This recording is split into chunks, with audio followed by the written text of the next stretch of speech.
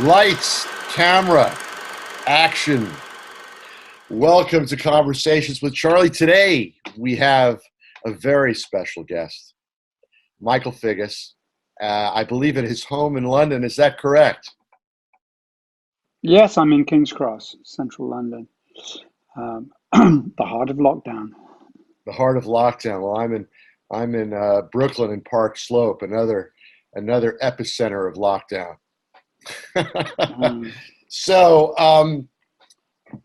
I your life to me, although we've known each other for quite a number of years, I know much less about the way your artist career began, because you've been a musician, a photographer, a filmmaker, and not in that order. In other words, I mean, mm, from and your life starting out as a musician is a bit of a gaping hole for me in the story of Mike okay. Figgis, and it was a ton of years.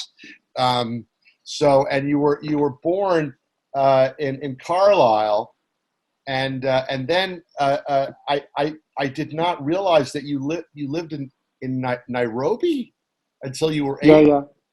That hmm these are I love these types of stories because they set a context and they give us a little bit of insight into the man. So, mm. going way back, what took your family to Nairobi? Well, my father was Irish.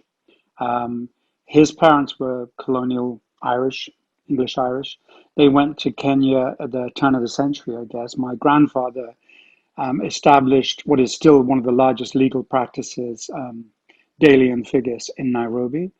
Um, was kind of founded the Irish Society in Kenya.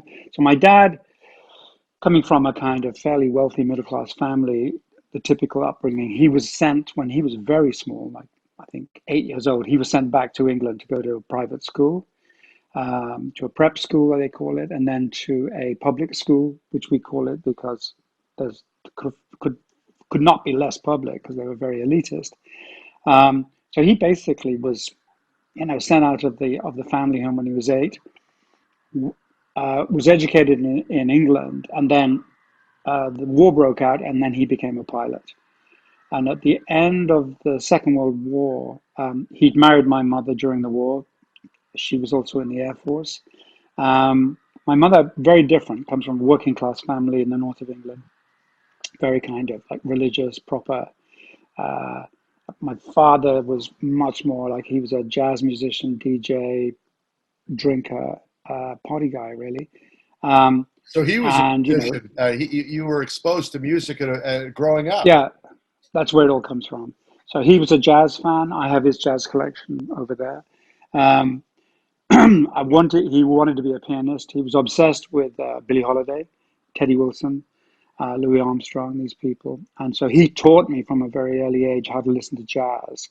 But he wanted to get out of England. So he took my mum, my sister, and me to Nairobi when I was, I think, less than 1 year old, um, and lived a good life there for the next 7 years. And then we left pretty much under a cloud, in fact, under a blanket, because I think he owed a lot of money.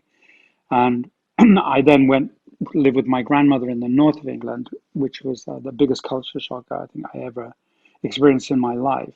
So you So were you coming were from you went to Newcastle at that point. Is that where you moved? yeah, well, Carlisle and Newcastle are like 50 miles apart. So my grandparents lived in Carlisle. My dad then got a job as a journalist on a Newcastle paper. So we moved to a project, basically, you would call it, like a tiny house, by which time there were 5 kids, so 7 of us in this very small house. He got a job as a journalist and had his record collection, and so then I grew up there, went to school there, and started playing in bands when I was about 15. Because I was a trumpet player, and soul music was just coming in, so people wanted a brass section, so I ended up playing with a local band, and then I joined a kind of very interesting band called the Gas Board, which became Roxy Music basically. So Bryan Ferry was the singer. John Porter, who's now kind of established, well-known producer, record producer, was the guitarist. And yeah, so and then I went to London. I moved to London when I was 18 and studied. I studied music for 3 years because I wanted to learn more about the kind of formal aspects of composition. And I hadn't really trained. I mean, I was a good improviser, but I couldn't. I couldn't, for example, I couldn't really read music. I blagged my way into music college by pretending that I could read music, which had very funny but slightly disastrous consequences. But I did. It got me to London. I did really study hard for 3 years to understand basic composition. But probably more importantly, I was in London at a seminal period in the sort of cultural post-war history. So I started to meet very, very interesting avant-garde musicians and performance artists and filmmakers and so on. Looking back, I mean, I took that for granted. I thought that's what the world was like, and I realized that was a unique, very short, unique period of maybe 8 or 9 years maximum. You know, where London was literally on fire, it was cooking. Um, and I came in on the young end of that because most of the people I looked up to were a bit older. Um, um, and that just got me, and I basically have had my base in London ever since then. But you know, obviously, as the next bit, as I started touring, and I spent a large part of my life on the road, basically, with in various guises as a musician or actor, performance artist, or and then ultimately as a filmmaker. Yeah. So that part of your life was, for argument's sake, that was like a 20-year stretch of music until Stormy Monday was 90 Well, 88, right? So yeah, 68 to 88, around those amount of years, or yeah. Not entirely, because what actually happened was when I came out of music college, I um, began teaching music. You know, I was a qualified music teacher and looking for work. And then what happened was my friend John Porter called me up from France and saying he was in a band and I should come up and maybe join this band. They were starting this new group. So I went out there for like 3 or 4 months. And meanwhile, I had started to play with an avant-garde free music ensemble called the People Band, really free jazz musicians, you know, wild, wild characters. In fact, I'm just making a documentary about one of the main guys now. And I, through them, started to see a lot of experimental theatre, performance art. Became really fascinated by that, initially as a musician, because I was just fascinated by how you could start to use music as a kind of very powerful psychological tool. Um, and then it was a kind of a bit of a Mickey Rooney, Judy Garland moment because we were working very closely with this performance art group. And in a classic traditional way, the musicians and the actors, the performers started to fight and they fell out really badly because the musicians were making too much noise. So the performers couldn't hear themselves talking and ended up with a huge fight, literally in a performance venue after the gig. And it was quite violent. Things were thrown and harsh words were exchanged.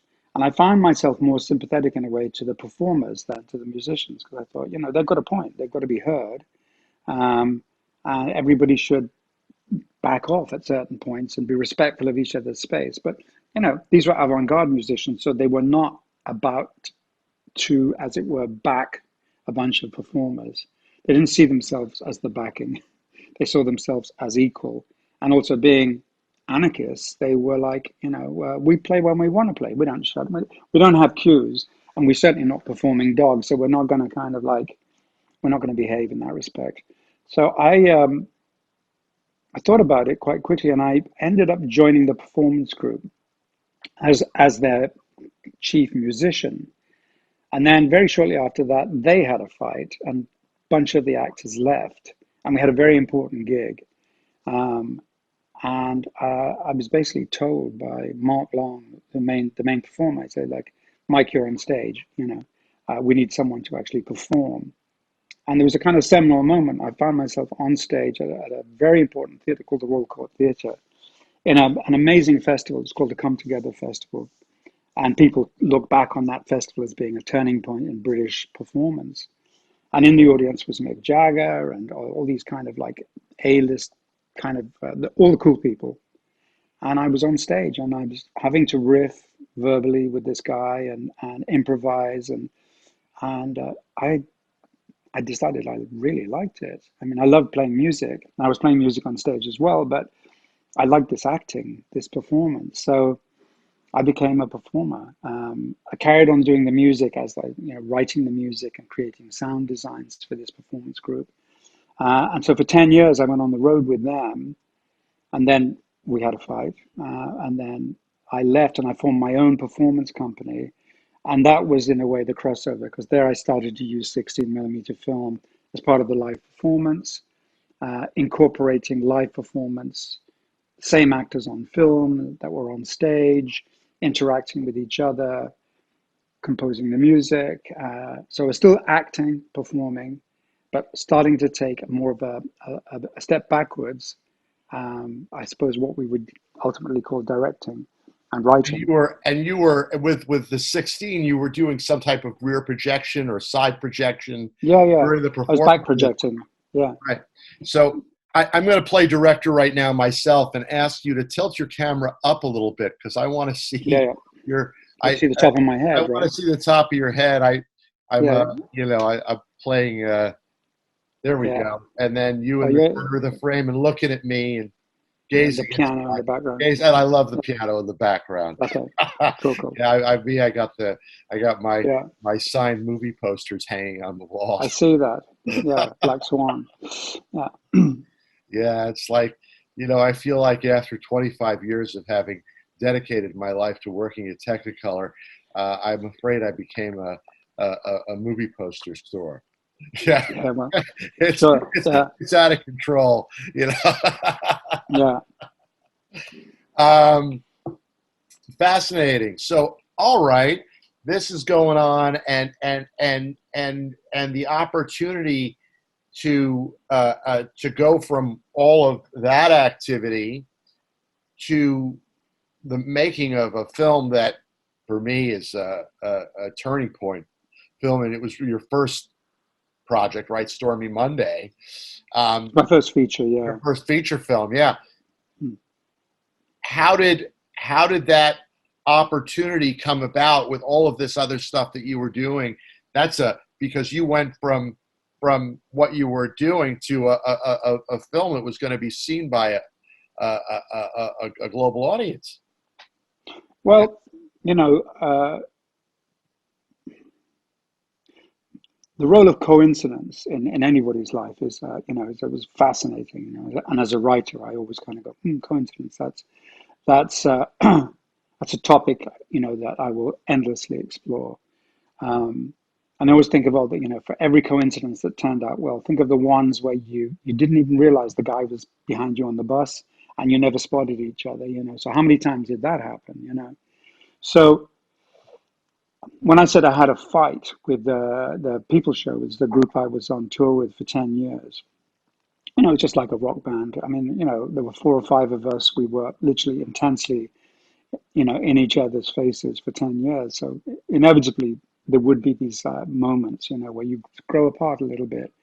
And you start, in a way, wanting slightly different results of the work. And I was always interested in the experimental aspect of whatever you're doing. I was always interested in pushing that boundary because coupled with a real, fascination about technology. So like, I remember, when I got my first 16 millimeter camera, it was like, I think it was an Arri ST, the Vari speed post-war camera, standard 16. I bought it for, I don't know, not very much money. And then I went a week later to New York with carrying all the equipment, no assistant. I'd never shot anything on 16mm before, but I was and there's no internet, but I had a little instruction book. I'd bought a changing bag, and I just practiced changing the magazines and all of that. And I went to, New York, kind of ballsy, shot a whole bunch of stuff on this camera I'd never even used before, with the kind of blind faith that everything would come out at the lab. I mean, I had a meter, and I'd been shooting still, so I understood the basics about exposure and all of that. But it was pretty rash thing to do. What I should say is, before this, what got me to this point of wanting to make films was I became interested in films. I had a Super 8 camera, photographing my kids and things. And I decided, when I had this big fight, I thought, you know what, good time to take a hiatus. So I applied to the National Film School, and I'd made a decision I was going to take 3 years out and study filmmaking. After all, I'd been on the road for 10 years. I'd studied music, I'd studied stagecraft, I'd been an actor. I kind of knew what directing was because I was involved in the production of performance.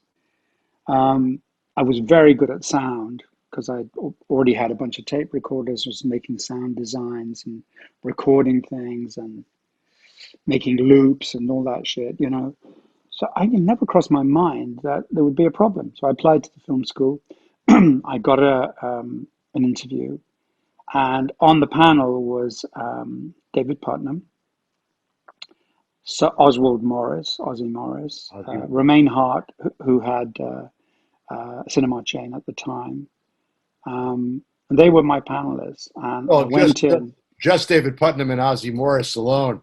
Oh my God, Yeah, what a that's a yeah. momentous a gathering of artists right there. Yeah. So I went in, and it was full of cheer, and I always enjoy meetings. So I was looking forward to it, and literally from the moment I stepped in, it went wrong. And I think David Putnam said, well, we looked at your application. You're coming from avant-garde theatre. What makes you think there's any connection between what you've been doing and cinema? I was really taken aback, and I said, well, it's all the same thing. It's about performance, it's about communication, and so on. So he said, yeah, yeah, sure. Um, Ozzy Morris, very cynical, really did not warm to me, and I very quickly did not warm to them. And it became quite aggressive quite quickly. David Putnam asked me a trick question. He gave me a scenario and said, "How would you deal with that?" And I went, "It was some disaster." And I said, "Oh, I'd go and research it and talk to people, and then I would come up with a scenario." And he said, "Wrong answer." And I said, "Oh, so what is the right answer?" He said, "I would hire a good scriptwriter." I know, right, okay, if that's the approach. It got worse and worse, and clearly they were not enthralled by me in the slightest. So it came to an end, and as I was leaving and kind of putting my things away, they said, "So what'll you do if you don't get into film school? What are your plans?" I said, "I'll make a film anyway." And Ozzy Morris said, "But you just told us you don't even know how to use a 16mm camera." And so my parting shot, which looking back, it's like I said, "It can't be that difficult." And I could see that was like, if there'd been any doubt about me getting in, I'd suddenly sealed my fate there, which is a good thing. So, in fact, what I did was I went out and made a film. I got a good camera woman, Diane Tamas, and I created a performance piece in which the center of it was a 40-minute film shot on 16. It was about my father, it was about the war. I was the actor in it as well as the director. And I just jumped in. I drove everybody to the location, which was my mother's house in the middle of nowhere in the north of England. Um, I took the camera woman up with me, and then on the first night, she said, "Where's the shooting script?" And I went, "I gave you the script." She went, "No, that's a script. Where's the shooting script?" Ah, And I said, well, what's that? And she went, "I need to know the shots and everything." So every night I would stay up till like 2 a.m, do the shooting script. You learn quickly. you were doing storyboards, No, or no, I mean, I was or just, just the shot descriptions. yeah, she just sort of said, where is the camera? What describe the shot kind of. She told me Got it. before she went, she didn't sit with me, she went to bed. So every night I would, I was there for a week. I would stay up after they went to bed. I would get up first, make everyone breakfast, make sure they're okay, placate my mother, who was not being the easiest woman in the world, having all these strangers in our house, making a film about her late husband, performed by her son. It was weird. And anyway, shot the film and made this performance piece with the film as the center of it, um, and then took that on the road. It was very successful in those kind of avant-garde circles. And based on that, I did another two productions within which both of those other productions, film became the center. So I started to really kind of like learn about editing. I was cutting on a Steenbeck, um, film sound, So You recorded you recorded double system, or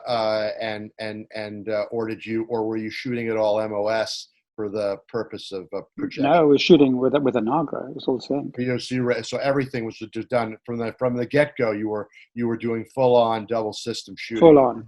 Yeah. And as soon as I got on a Steenbeck, I thought, wow, this is great. There's the synchronization, and you can, I mean, looking back, it was like there were two soundtracks. It was your sync sound, and then one spare track for your music, right? But it Right. was great.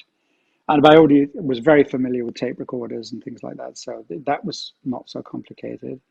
Um, and I just wow, cutting film and the whole thing and sticking it back together was just wonderful. So I just kind of for the next couple of years I just carried on. I then bought a secondhand Arton, shot stuff for other people, and I really got into the cinematography. Loved that. And then the big turning point came with Channel 4. Remember, up until that point, there were like three TV stations. There's BBC One, BBC Two, and ITV.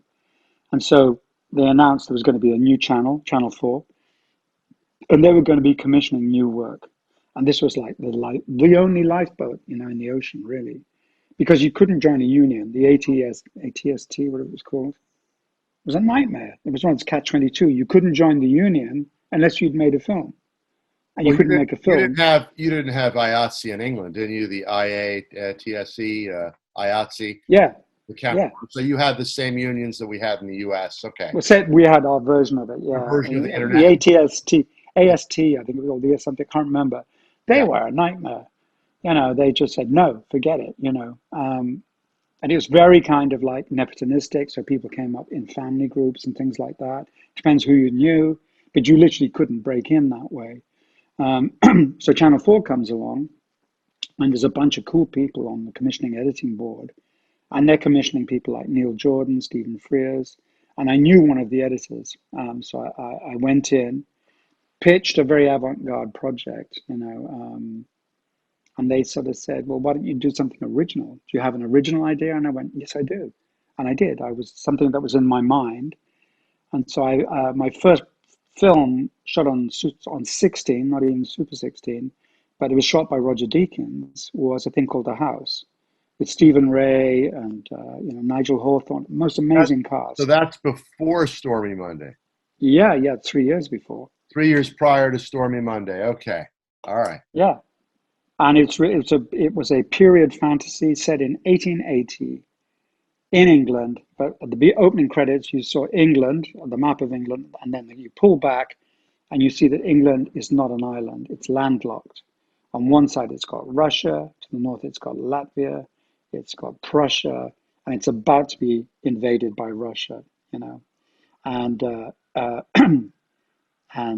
so it's all set in a country house with all these archetypical archbishop, general, house owner, blah blah blah, and house guest Stephen Ray, who was a soldier, talking about the impending invasion of the Russians because England had attacked Latvia and Russia was now going to counter invade.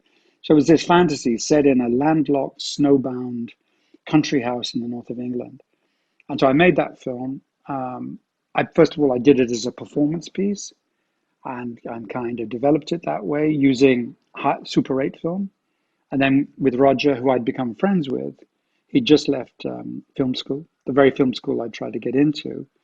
He'd done, his first films with, I think he'd done 1984, um, and with Michael Radford, and Michael Radford's first 16 millimeter film.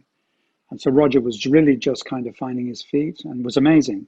So I mean, it's the most beautifully shot film, this 1 hour film. I can And only of course, imagine.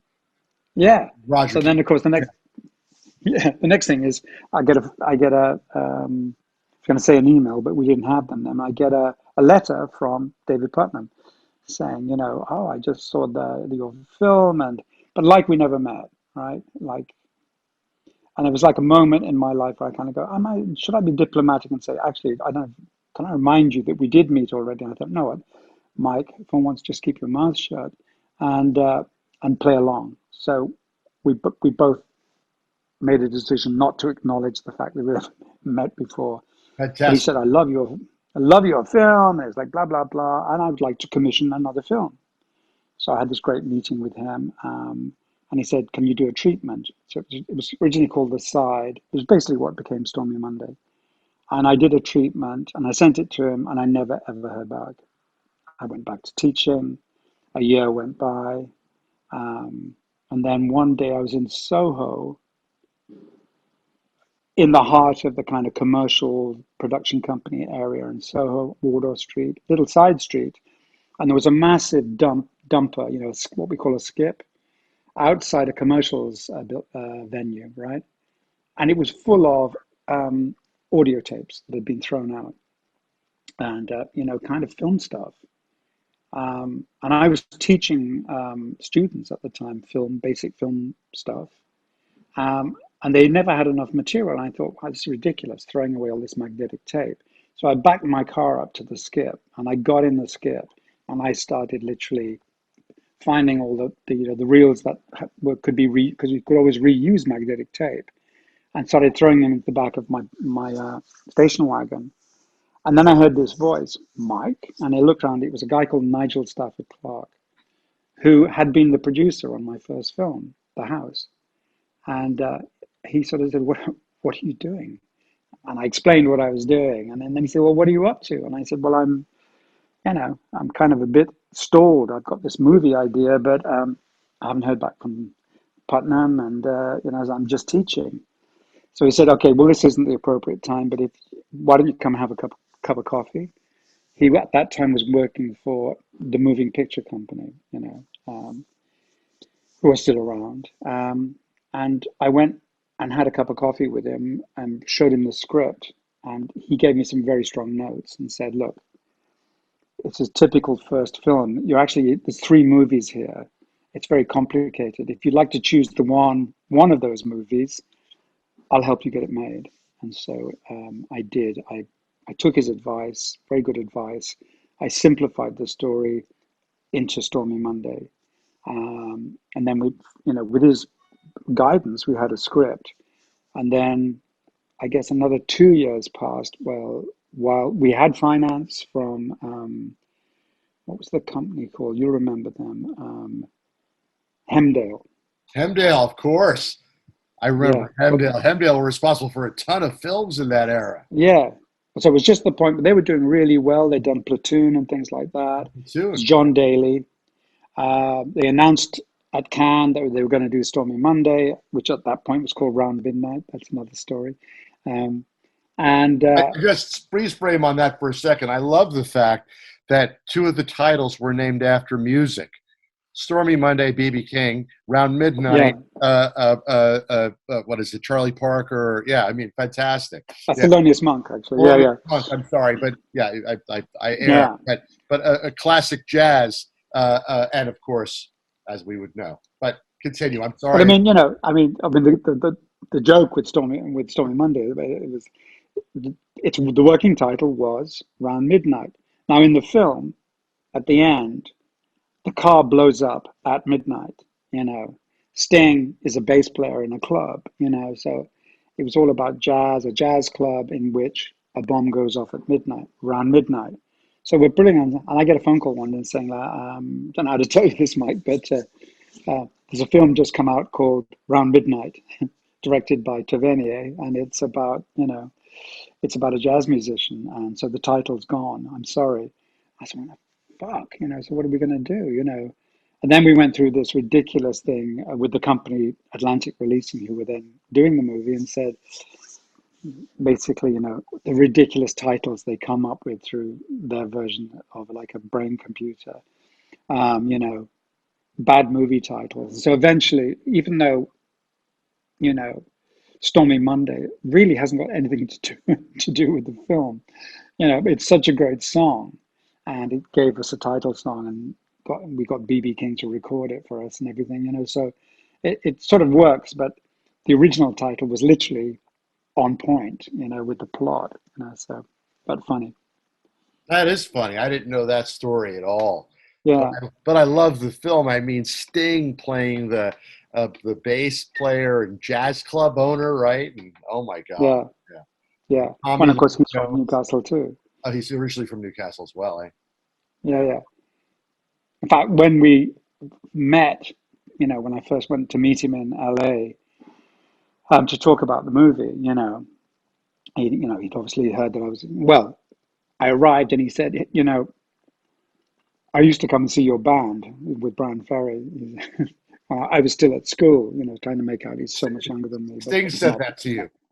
Oh my Yeah, God, oh, that's a well, he fantastic did. couple. Yeah, I yeah. mean, we were the top band in Newcastle at that time, the coolest band, and well, a cool bunch of guys, and yeah, he used to come and see gigs, um, and so that that we immediately got on and started talking about people we knew in common, saxophone players and things, and yeah, Incredible, neat. And then yeah, and so that film came out in '98, and then right 88. up, it was No, '88, you're 10 years. 88, Yeah, 10 years off, '88, and then right behind it in 1990, you made Internal Affairs, yeah, and so there was not much of a gap between the two, but Internal Affairs was a studio film, correct? yeah, yeah. I mean, much as I could talk with great eloquence about what is wrong with Hollywood, there's also a lot, in a sense, I can be very positive about. And one of the things is that I really struggled in the UK to get anywhere, and the UK has this tradition of not really supporting its own artists very well. So, both in the performance art world, we ended up spending most of our time in Europe, not in England.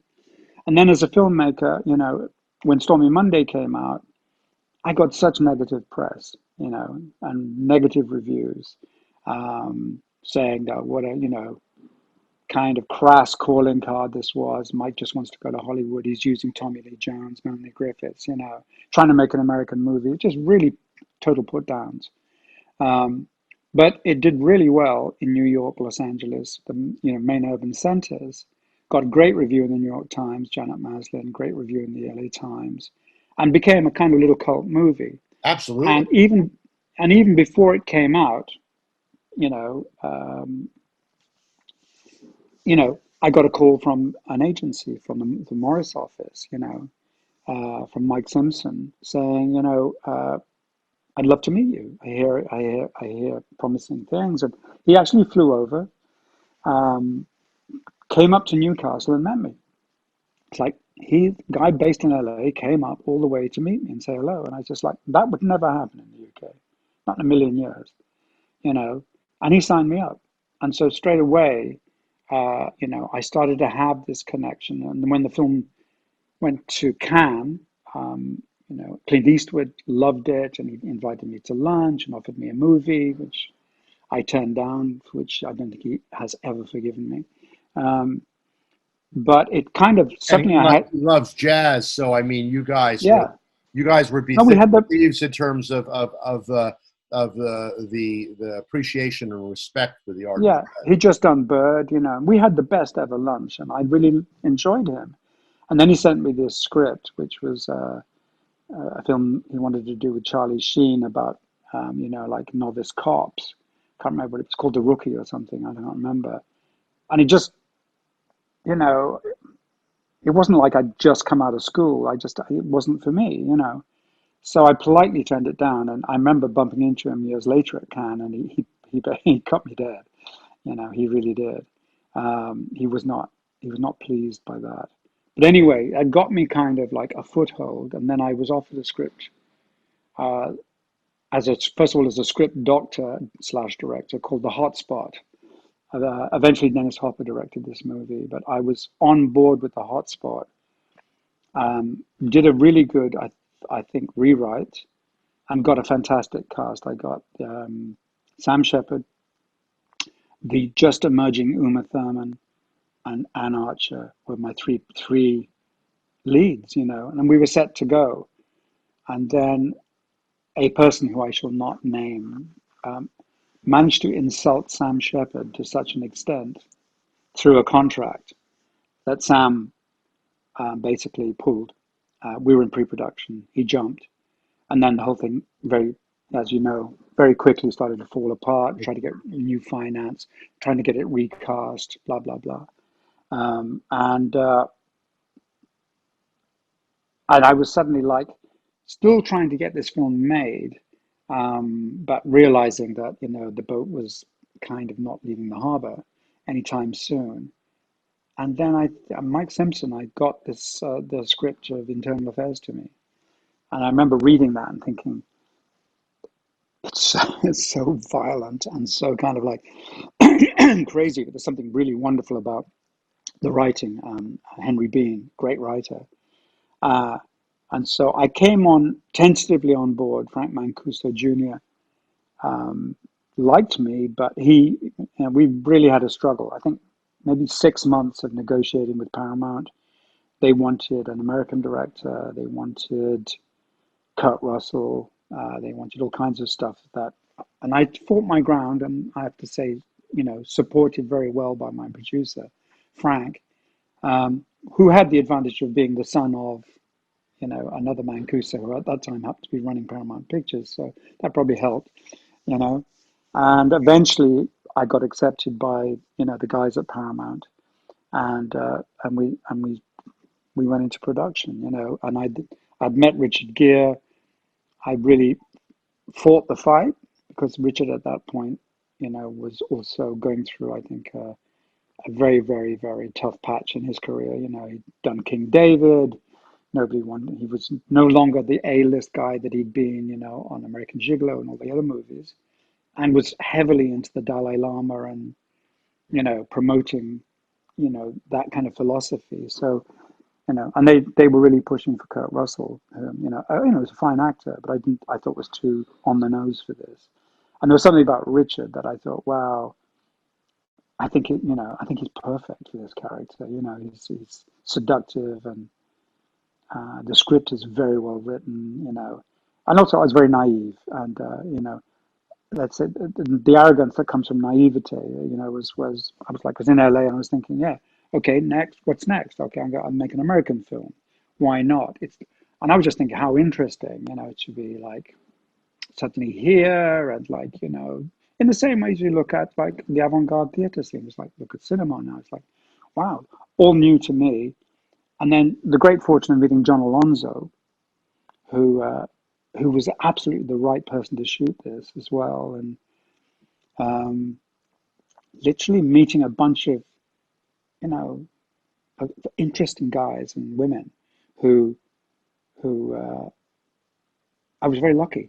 They came into my headlights, and with that kind of confidence that comes from not really knowing the scene, Well, which I it's realized, great, great, which I great. realized to my cost, on the next couple of movies, because things did not go well after that. But certainly through the period of shooting Internal Affairs, and then once it was released, the reaction was fantastic. I suddenly was like, you know, people would come up to me in restaurants, and I was like, they must be making a mistake. Like, why is Sean Penn coming over to my table? And why is Mike Ovitz sticking his hand in my face at lunch? And I mean, it's just like, but that's how Hollywood is.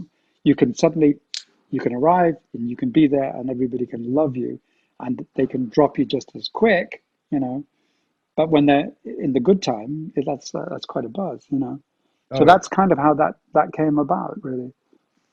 yeah, and it was, that was a fertile period of time. I mean, I got out of school in 1984, and I remember when Stormy Monday came out, and the films of that era from 84 to Sure. 95, there was it was a beautiful era of films, and Yep. it was a time where actually your uh, old sort of teacher in conflict with you, David Putnam, became what he would become during that period of time, right? I mean, he Yeah. during the era of Chariots of Fire and The Mission, and Yeah. ultimately Goldcrest films like Local Hero that were part of that whole series of films that were made up in beautiful films made in Scotland, Gregory's Girl, Yeah. Comfort and Joy. There it was. Midnight Express. Yeah. Night Yeah. Express, yeah, it was, and your fellow directors from the UK were on the rise, right? You had Alan Sure. Parker, you had Bill Forsyth in Scotland, right? And I mean, it was amazing. Hmm. Yeah, it was quite an important period, and David himself also rising up during that period, right? Yeah, but interesting, of course, David then goes to Hollywood, And uh, he becomes the head of the studio at one point at head Columbia. of a studio for about 10 minutes. Yeah, Then falls out with my nemesis, Ray Stark, and basically is booted out as quickly as he was booted in, you know, um, just because, you know, he tried to buck the system, he tried to do it his own way. And, you know, the one thing that you do realize if you work in Hollywood is it is a very closely knit community. And it's, it, decisions are made, as it were, in a sort of spiritually organic way. I don't know how spiritual it is, but you know, people have breakfast. It's very important. You know, it's like the way the network works there, way before the internet. You know, um, it's like you could do a philosophical thesis just on how it works, and it's no different from how the Vatican works or how any very evolved, let's say, high finance culture works, business. It's not what's going on the surface at all. And if you piss off too many people, and then you basically close all those doors, you cease to be able to function very, very quickly. You know, I yeah, mean, my favorite quote about me came from Jeff Berg, who was my agent for quite a while, who said to somebody, I think he said to Bill Tennant, the problem with Mike, we love Mike, but the problem with Mike is that he doesn't understand the social system, you know. Uh, and he was absolutely right, you know. Whether it was a willful misunderstanding or whether it was, I mean, my problem is I get too bound up in what I'm doing. So it's like the deal to me is always being of less importance than the thing, you know. Whereas Hollywood basically thrives on the deal. And if you're lucky, the product is also can be very good as well. But the product's not the most important thing. The deal is the most important thing. right, Yeah. right, because Oh, everybody. social contract. That's what he said. Jeff said, Mike doesn't understand the social contract. I'm just going to close the door one sec. Yeah, But I'm absolutely. listening. Yeah, well, I think everybody well. Let you come back. I like the shot of the piano though. That's very enjoyable. Yeah, yeah. That's here we go. Ha! This is fantastic. Yeah. Love it. Big grand piano in the background. So Yeah. and so now after Internal Affairs, you make a Lebenstraum, which I've never seen before. I have to see that. How did that Yeah. come about? And tell me a little bit about the story behind that film. Well, when I was doing Stormy Monday, Roger Deakins had introduced me to Eric Fellner, because Eric was producing, I think, a Michael Radford film. Maybe Eric. Well, he'd done no Sid and Nancy, And right? was working title already up and running by then, or not? No, Not yet. no, I don't. Before that. No. So Eric was basically had come out of the music video industry very successfully, done all the videos and produced all the videos for Duran Duran, and you know He was very, very successful, very good, young, high energy. Um, he'd he'd used Michael Radford, and then Roger. Roger introduced me to Eric. I had a meeting with him, mainly about maybe I could direct some videos or something, but then we got into a conversation about feature films, and he commissioned Liebestraum. So Liebestraum is based on the Franz Liszt, piano virtuoso piece. Literally means love's dream, or dream of love. Um, and he commissioned Liebestraum. I explained the story. He loved it, and so I started writing. Over the next year, I wrote several drafts of Liebestraum. He loved it. We were always, in a good place to make the film in terms of I had a really, you know, active, high energy producer who was very hip, and so on the strength of internal affairs, everybody liked me. They thought, I got very respected as a film director suddenly, just for my second film. And so Liebestraum was an American film set in kind of, where was it? Upstate New York.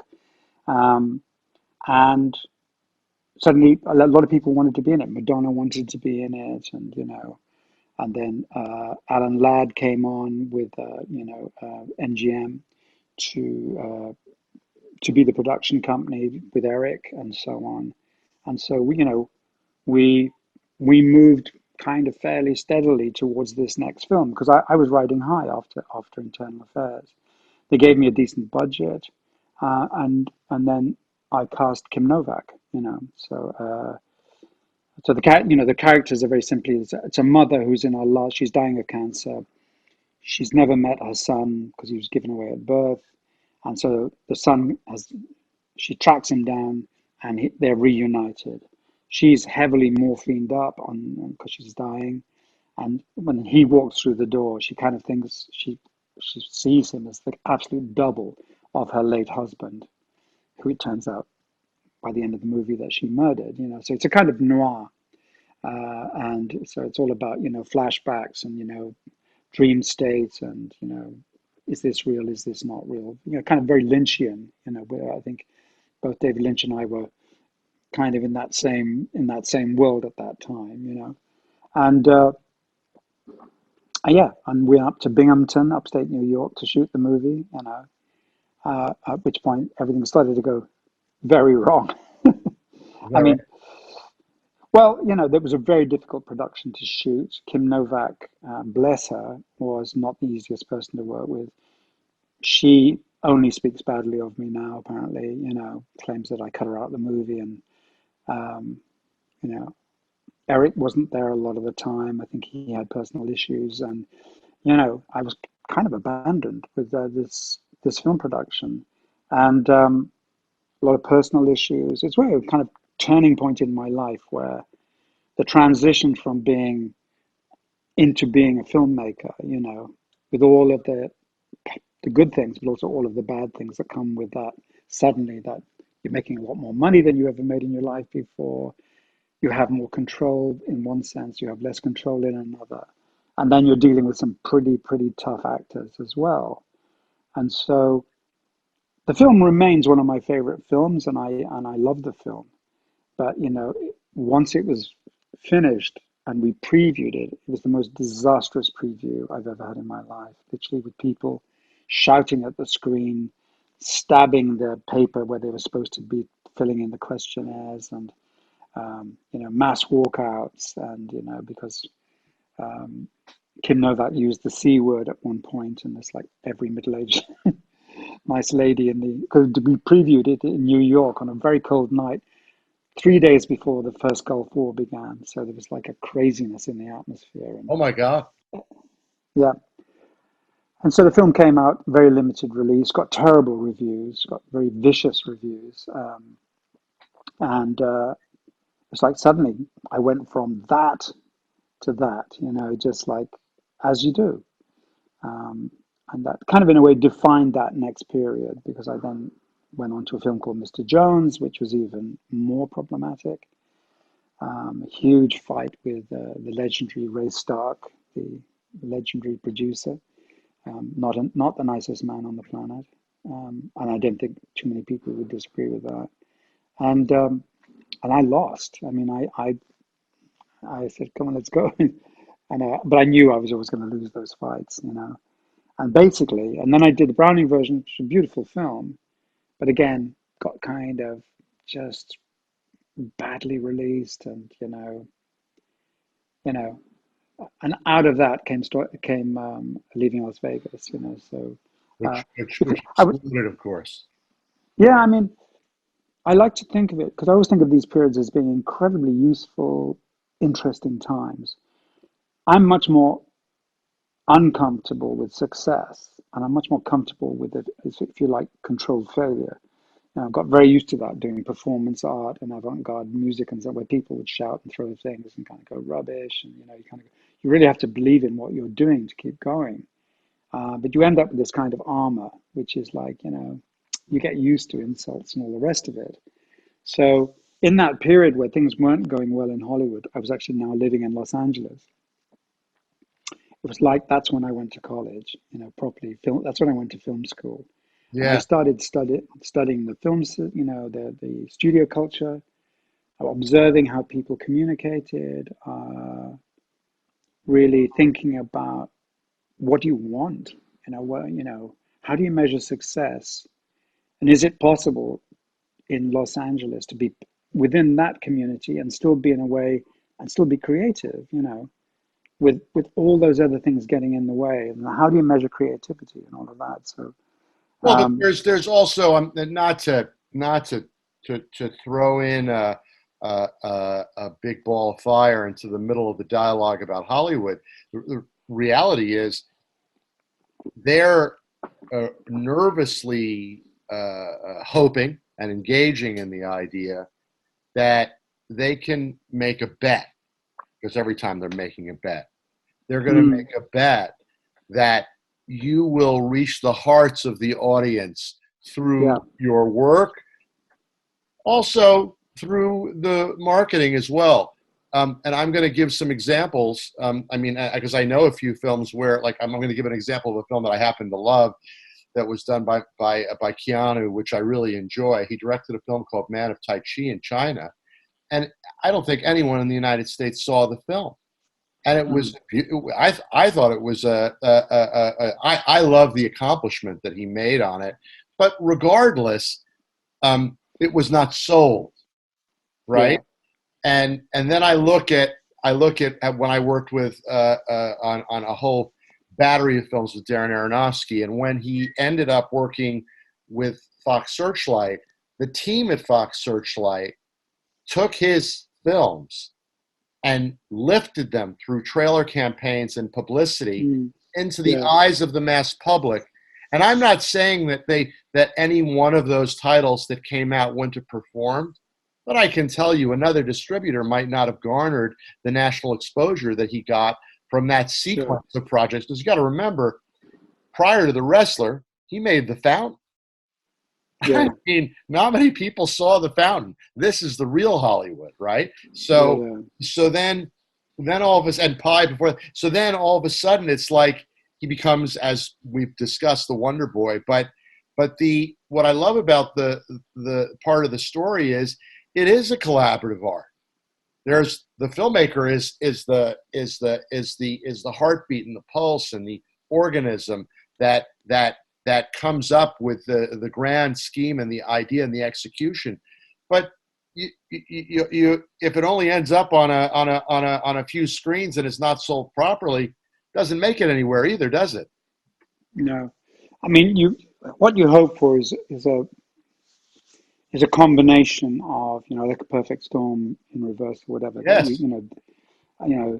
this happens and this happens, and because the fact is it's totally a gambling, genre, and secondly, who knows what the zeitgeist is going to be when the film comes out, Right. so you don't have control over those things, so you are hoping for the wind to be in the right direction. Where it goes wrong, And this is the big problem with Hollywood, and it's the big problem. And if you read any books about, kind of motivational thinking or success, they'll always say the same thing about corporations. It's the person who can think outside the box is going to be the success. Once a corporation is established and it has established its own committees, they inevitably will slow things down. So the committee is not a creative thing. It's almost an admission of failure. Like what you don't have one really strong person who can kind of go, yes, that's it. And you look back on the history of the studio system, although they were kind of benevolent despots in many ways, it is full of characters who were like very decisive and made decisions, and everybody like then did what they were told. Okay, for better or for worse. But the good news was, as a result of that, some amazing stuff comes out because they trust this person. They kind of go with that. You know, my experience in Hollywood has been, that the committee is the worst thing that can happen to a filmmaker. Because they're all absolutely terrified of saying yes to something that's a risk. So of course they'll care about their jobs and about their income, and so they're all going to they're going to say no, because that's the safe thing. Because if it's yes and it doesn't work, the finger is going to go, who made that decision? Oh, John. Oh, Someone's see. got to own it. Yeah. And that is anti-creativity. So the best thing you can have with a film is some innovation. The idea that somebody can somehow demonstrate their energy through the film, and that will connect with an audience. Then the next bit of luck that you need is that whoever's selling the movie can tap onto that energy and communicate that through a trailer and through a campaign to enough people so they get it too. Because ultimately that's all it is. Somebody goes, that sounds good. It could be really freaky, but you know that yeah, what are we going to do Friday night? I'd like to check that film out. There was something about that actor and the way, there was something about the trailer that was really good. So if you get all those ducks lined up, you have a reasonable chance of having a successful movie. But if at the very early stage, some Yeah. bunch of dull motherfuckers on a committee have nixed all the original ideas because what they want is a movie that just looks like the other movie that they did last year, which looked like the movie they did the year before that, then you're just making product, and that is the problem. Yeah. Yeah. I mean, it was interesting. I did a fairly substantial episode with the producer of one of the, more voluminous producers in New York, Michael Hausman, who worked with, of course, Milos Forman for most of his career, and for all of his career, and with a lot of other directors over the years. And one of the things that he talked about was that in the early era of his career in the 70s and 80s, that there was still a culture in Hollywood that enabled the process to be partly what would be a director's medium, right? So in other words, that and that follows a little bit about what you've said after the success of Stormy Monday about what happened for you. But the idea is someone would say, yeah, we're going to green light this for a director that we trust. And then obviously there's a cast component. Don't get me wrong. There always is a marquee value Sure. as well. But there's the idea of the trusted emissary. I mean, to this day, be it with a bonded film that's independently financed than a non-studio film, you're a hell of a lot more likely to find money to make a movie if you're a veteran director with a lesser cast than the other way around. Sure. A craftsman who's a captain and the leader of the ship is more likely to receive the trust. Now, once again, everything's turned up on its head over the years in Hollywood in terms of the politics associated with who gets to do what. I get that, but the reality is that in your career you experienced what was once your name got into the limelight, you were all of a sudden potentially on the list of being a player that could be tapped because you were part of the fold, and your craft and your the respect for your craft and your leadership as a director could ignite with a great producer alongside you a film. Yeah. I mean, there are 2 points that are kind of very interesting. Uh, and one is so obvious, but it's worth reminding everyone. We're so used to the idea of living in the digital age, right? And like if you want to send me a film clip, say, I'm getting Dropbox, yeah, I've got it. It's 4K, blah blah blah. Up until hmm, time code, even 2000. Every film that I worked on, once you actually got the green light to go and make the film, you were dealing with and you know this, massive cans of celluloid, right? Negative, answer prints, blah, blah, blah. An editing room was a series of rooms full of bins of masses of cut up pieces of film, and cut up pieces of sound, sprocket, and all the rest of it on really variations of the sewing machine, which would be the various editing machines that people were using. So the idea of interfering with a film like that was technically very difficult because once, I mean, you could show people dailies and they could have a comment, but to actually get in and fuck with the edit was very technically complicated. Literally in my case, would be someone basically putting an armed guard on the editing room, and you were banned, as with Ray Stark, where I was banned from my own editing room, and he basically bribed the editor to screw me and all the rest of it. So, but suddenly at the point where, and I remember seeing an interview with Bernardo Bertolucci talking about this, because I think Sheltering Sky was one of the first films that was sort of digitally edited. They were using a very early kind of, masses of stacked up machines, basically. Well, the You early know, days of nonlinear were fascinating, and I was very much there for them. It really began in the mid '80s, was when, yeah, and the companies that were the founding fathers before Avid were companies like Montage, yes, exactly. Razor Edit. So, These were yeah, all, and then in the mix alongside Avid, there was Lightworks, and all of a sudden there yeah. were these technologies that were coming about, possessing the opportunity for nonlinear, which really did for film what the word processor did for the writer. Right? We Yeah, cut. but it also screwed it because it just meant that, the legendary Harvey Scissorhands and his ilk, were able to then, just send over a copy. We got an Avid here. Just give us the data, and hey, we're all making the same movie. That's like my least favorite expression in filmmaking. No, we're not making the same movie. You asked me to direct it and be the author of this film when you're not making my film. We're not making the same film, not yet. you know, we can agree to agree with each other, or whatever. But it's not. There aren't three captains of the ship. But from that moment on, it was possible for someone to basically then literally take your film over a weekend, have it completely re-edited, and show a new cut. So that the idea of control of the filmmaker suddenly vanishes. In the same way now that the control of the lighting is vanishing from the world of DPs, because in post-production now all the grading is done that the DP would normally have done pretty much on the set. And now people are kind of going, no, just give us a flat image and we'll do all the magic later. And DPs are telling me that they're often not even invited into post-production environments, and that the director doesn't need them anymore because they've got this super whiz kid. So the the shifting of the power bases has radically changed the result of what films look like in that respect.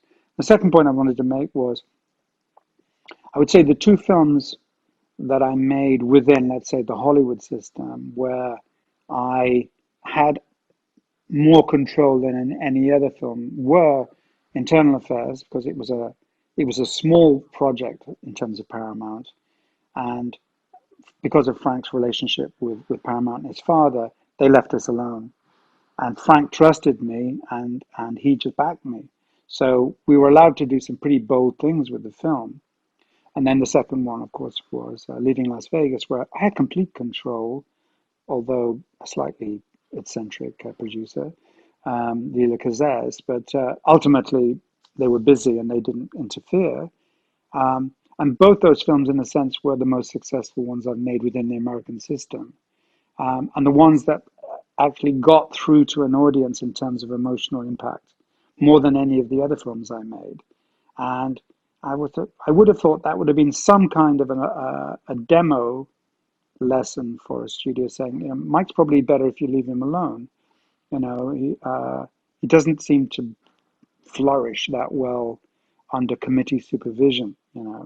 I mean, there's plenty of directors who are committee players, who are team players, who can do that shit, um, as in any industry, and God bless them. But it's not the way I work. So, um, but whenever I would have these conversations, I think producers and committees would see these as kind of aberrations, flukes, rather than any kind of demonstration of a better working system, and that kind of, in a way, that was a shame, because I do enjoy working within them. I love American filmmaking. I love, as a genre, I think America is a fantastic, one of the great environments for making films. Both in terms of the industry, but also in terms of subject matter. It's like jazz. It is a kind of an American thing, filmmaking, to a large extent. Yeah, absolutely. Absolutely. And this is a good transition point into another subject that I love about your life, your passion, and your pursuits. There was an organization, I believe, called People, yeah. Shooting People, that you created, correct?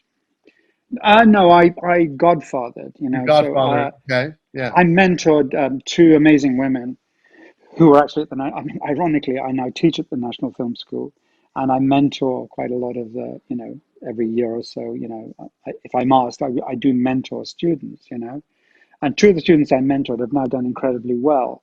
Um, One of them went on to be a founder of BritDoc, which is an incredibly successful documentary organization, and the other one, Kath, was my personal camera assistant when I did Hotel in Venice.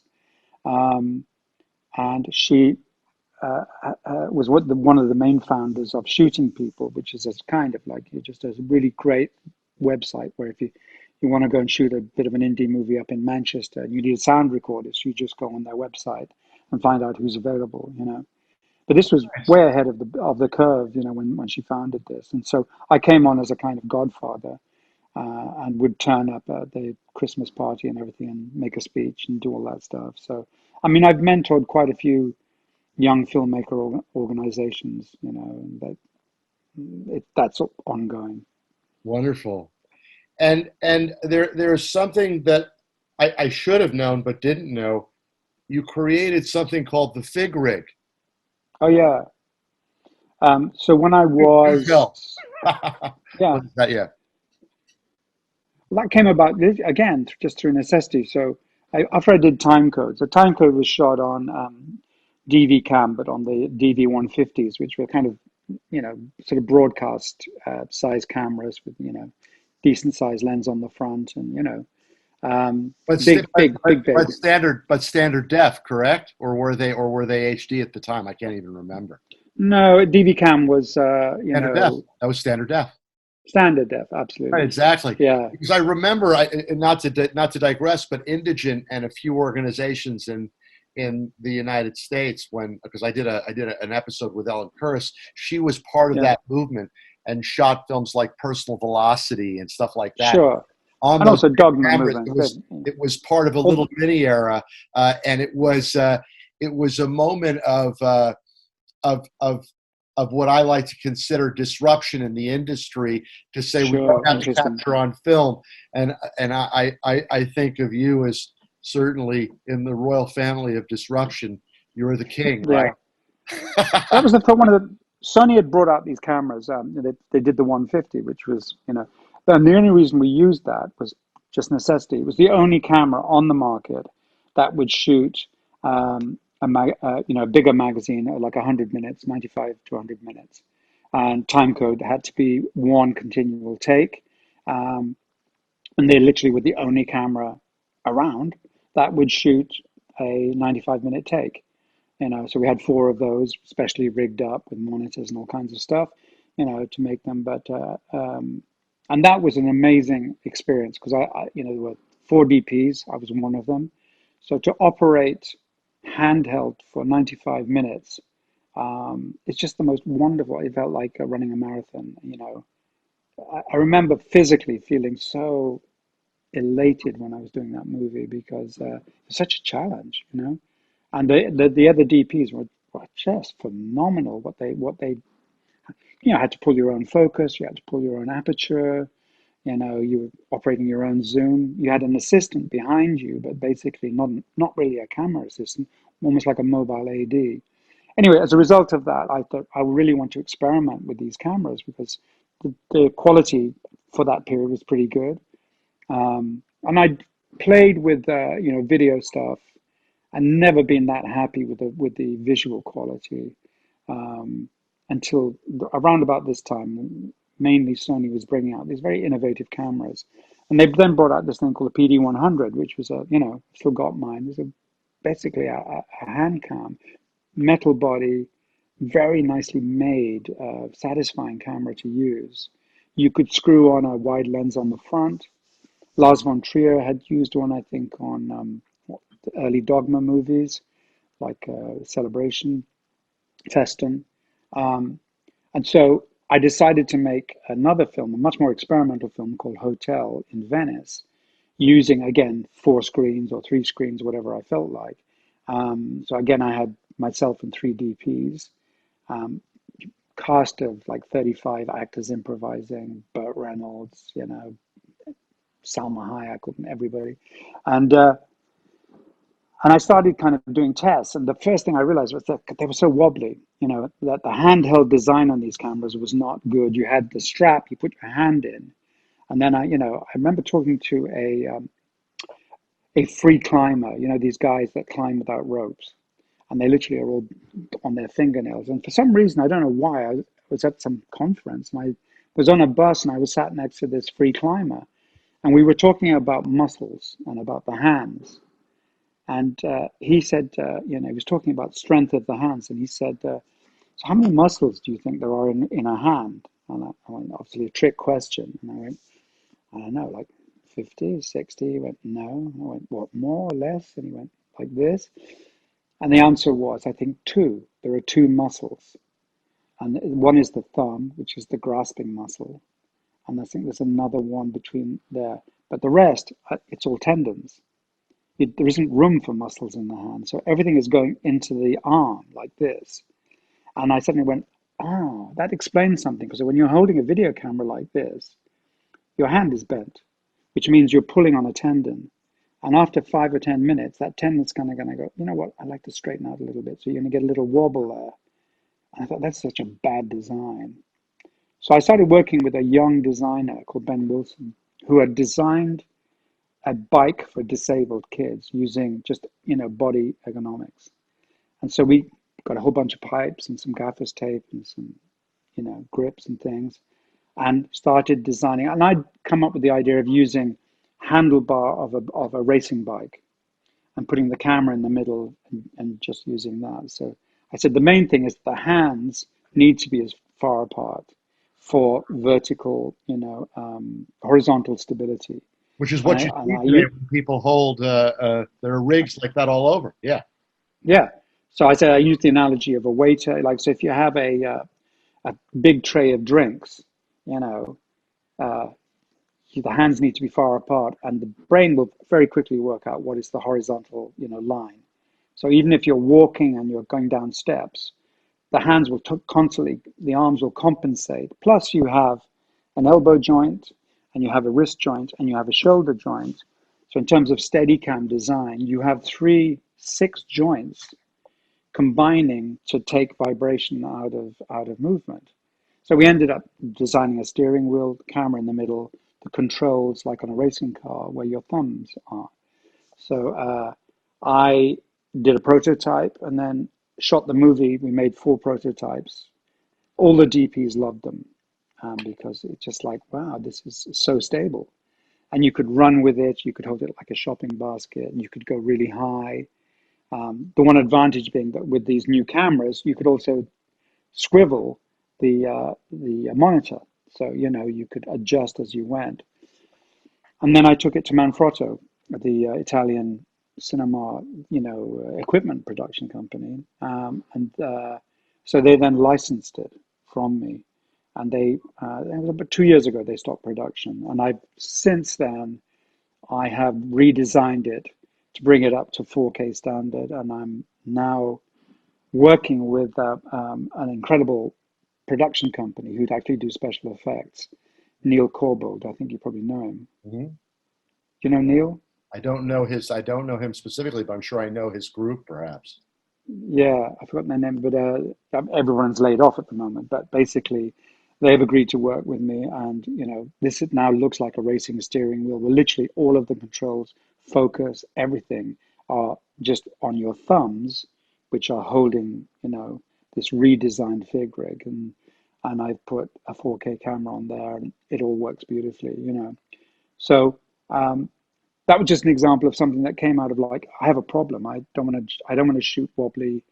Every time I went to see like a Dogma movie, I ended up feeling seasick because it was almost Well, like they had, you love the mobile operator capacity, the yeah, moving, the body physically, because when you're in a handheld scenario, I know that it's not really a camp thing to say, but it's the truth. The camera operator is a performer. The camera operator sure.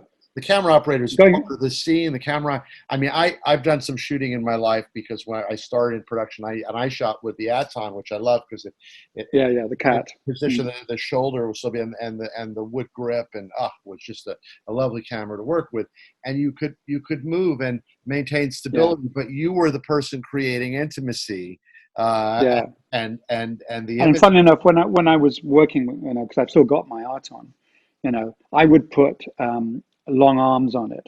So actually, you know, my arms it's just if I go back a bit, so rather than the camera being like that, I would have it sitting on my shoulder, but it will also have extensions out here, so I could literally, control the horizontal a lot better. Exactly. Um, yeah, and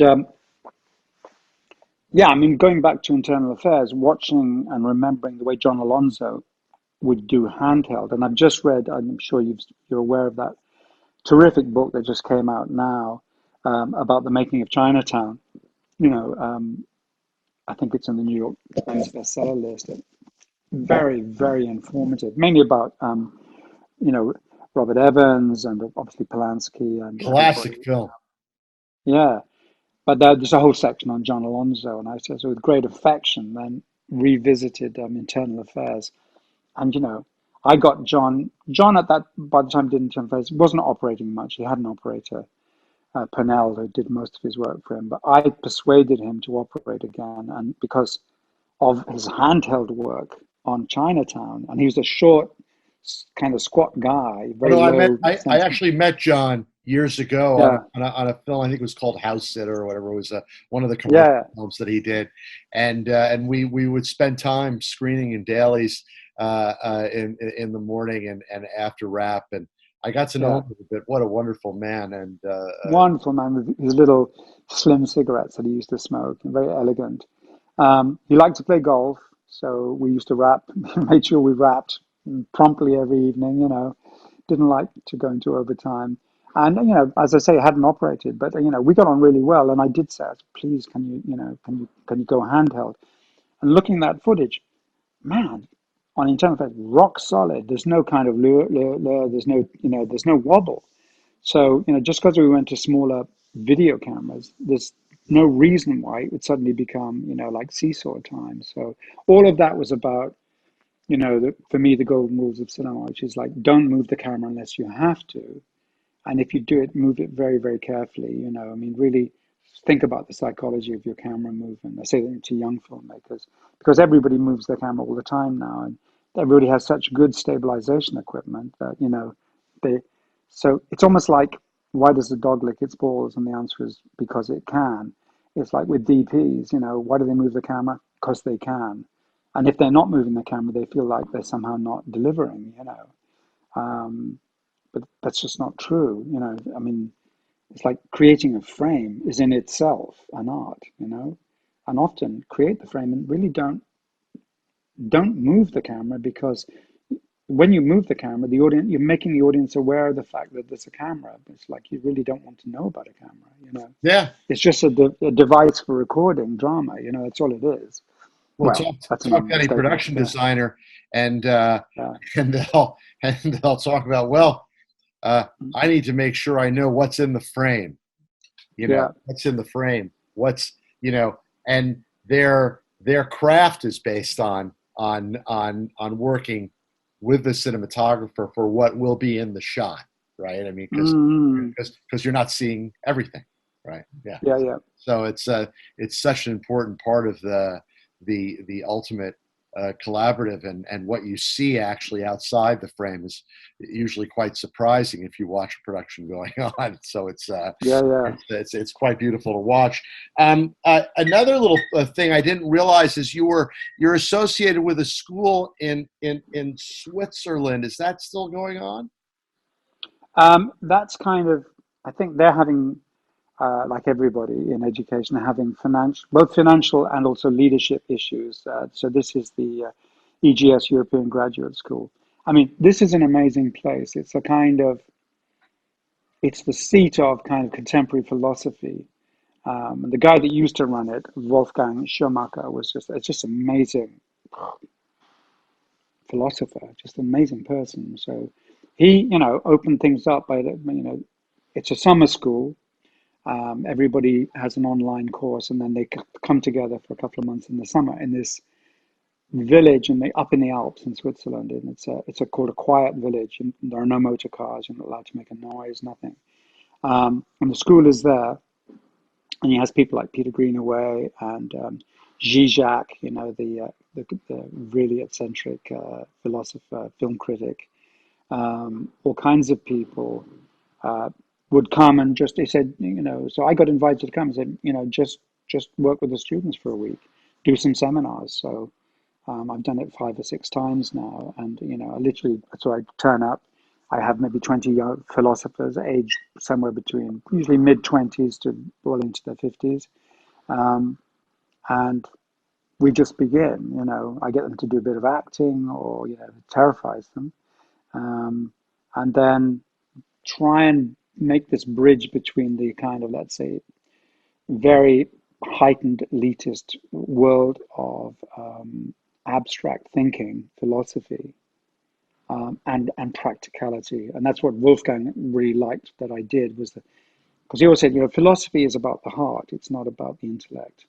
It's an intellectual device, but it has to affect the heart. And if it's not affecting the heart, there's no room for it in my world. So he liked the idea of, and I would go with Rosie, my partner, who's an amazing musician, and we would always do a concert as a part of our finale, just to sort of like bring in music as well. So um, yeah, that the last 2 years that's been on a kind of hiatus while they sort themselves out. And I sincerely hope that that will spring back after all of this coronavirus It's stuff. over. Yeah. Um, Yeah, Another part of your life that we haven't talked about that I absolutely adore is your commercial advertising and branded content work. I believe you did a whole bunch of work for Agent Provocateur as well yeah, as yeah. for the Cosmopolitan Hotel. This is something that, as the type of creator that you are, you must have enjoyed tremendously. Um, uh, Sure. I would love for you to send me some links to some of the work, because I don't always know which ones you made. I guess they're on your website, I'm assuming. Well, Maybe I not. do tend to I neglect my website quite a lot, Yeah. Yeah. but I can send you links for sure. I mean, they were great. The Agent Provocateur ones was literally, I went to them and said, let me do something for you. So I did a short kind of like almost like a 50s French blue movie called Tied Up at the Office. Obviously they are high end, sexy lingerie companies. So So I did a kind of slightly naughty little film. Their website crashed, you know. And so then we had another meeting, a cup of coffee, and they said, what about doing something with Kate Moss? And I said, that would be great. So I ended up, they had very little budget. Um, but I worked with a brilliant designer. We made all the sets out of cardboard, these kind of fake perspective sets and everything. I shot everything on night vision, infrared, on a Panasonic. And I made 4 films with Kate in the space of one afternoon. Um, they gave me total freedom. I wrote it, directed it, edited it, did the music. Um, and then at the same time, I shot their photographic campaign for the catalog with Kate. And this became this iconic moment. They say knickers have never been the same since. Literally. I mean, I remember being on a plane and reading a big article in the Daily Telegraph by I think Susie Menkes or someone who was just saying that ever since that campaign, you know everybody now must have a celebrity selling their stuff. It can't just be a model, so it has to have a kind of personality attached to it. And um, I mean, the website literally went through the roof, millions and millions of hits, and they sold. They just went through the roof with their profits and everything. And again, it was an example of the frustration sometimes in my life where I say, you know, I always wanted to be able to just go to somewhere like Prada and say, look, just let me do a campaign for you, and I'll give it to you. To give me a budget, and I'll give you a campaign. I don't need a conversation. Just let me do something for you. Let me paint something for you, it'll save you a lot of money because it'll cut out all these other people. I can do it virtually with my own team of 3 people. Just let me do it. But people are very nervous about that. So the few occasions where, the Cosmopolitan, that was a much bigger budget and everything, and went through several agencies. But ultimately, the woman who was running the hotel, she let me just do what I wanted. Well, they were So crazy ads. I know you did a bunch of them, but they're wacky ads. yes, they I, are. I Yeah, love them. I love them. yeah, I mean, because one of their taglines. I mean, unfortunately, the annual pilgrimage that I make to Las Vegas for Vegas. NAB can be canceled this year, but there would be the big tableau ads that would just say Cosmopolitan Hotel, the right amount of wrong, and I was like, Yeah, this is just. And then when you told me that you were doing their ads, I was like, oh my god, this was yeah, made for yeah, Mike. yeah. Absolutely. And then I did a wonderful campaign for Lanvin in Paris with this amazing designer, Albert Ibez. You know, big budget. And they basically allowed me to build a massive corridor of the Georges V Hotel in a studio, and I had an amazing DP. I could do what I wanted, and that was like a 13-minute ad, a 13-minute special. And it's really good. It's really good stuff. And again, he just basically let me run. I was working with an agency. They were a bit kind of like, oh, and they kept doing all these film references and kind of going, I want it to be like seen in Filmmaker and this and Kubrick and blah blah blah. It's like, yeah, whatever, you know. And then we had a meeting finally with Albert, the designer, who I'd never met before, and we were in the middle of a kind of quite a tense negotiation with the agency, Swedish agency, and there's this wonderful moment where Albert listened and he said, "Do you know Mike's work?" And and they went, "Well, yes." He said, "Yeah," because I didn't. Albert said, "I've looked it up, and he's very specific. So I'm assuming that you've asked Mike to do this because you really like what he does. Otherwise, you would get, Ridley Scott, or you would get, uh, Peter Lindbergh or some fashion photographer to do this for you. But I'm assuming you like Mike, right? That's why you've asked him." And they went, "Well, yes." He said, "So why don't we just let him get on with it, you know, and do a Mike?" Basically that's what he said. And they went, "Oh, well, yes, of course." But I mean, I was like, it was almost like I couldn't have paid for or even scripted a better response, and that's the only time really it's ever happened where someone just said, why, why use him if you don't want to use him? It's like, because he's probably not very good at doing a Ridley Scott for you. You probably want to get Ridley for that.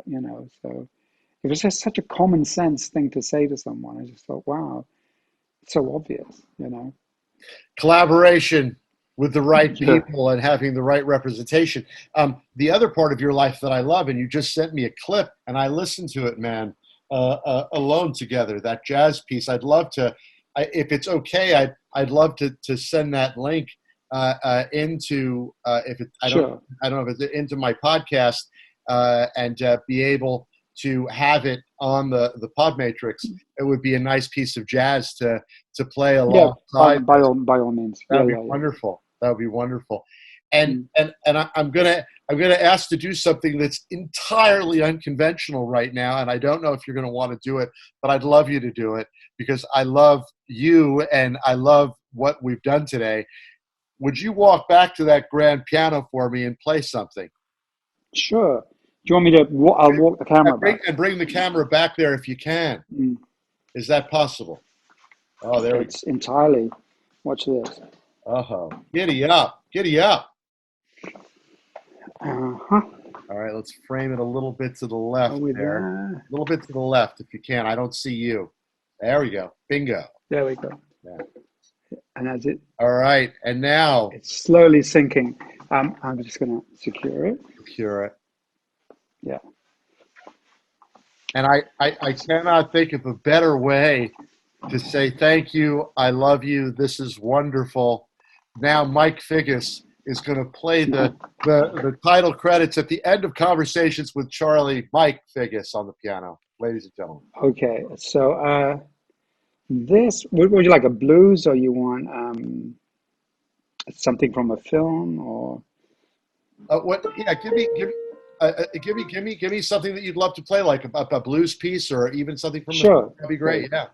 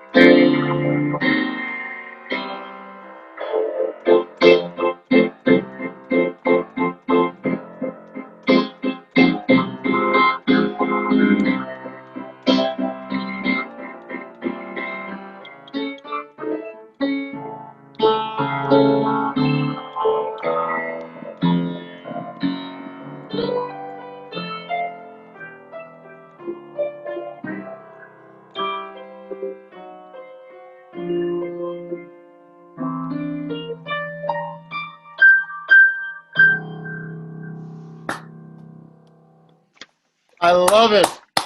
Thank you, Mike. I love you. This was fantastic, and Good. I look forward to the next time. And stay in touch. Don't be a stranger. Thank you so Yeah. much. And good to see you, Charlie. Good, Okay. good to Take see you, care. my friend. Thank you.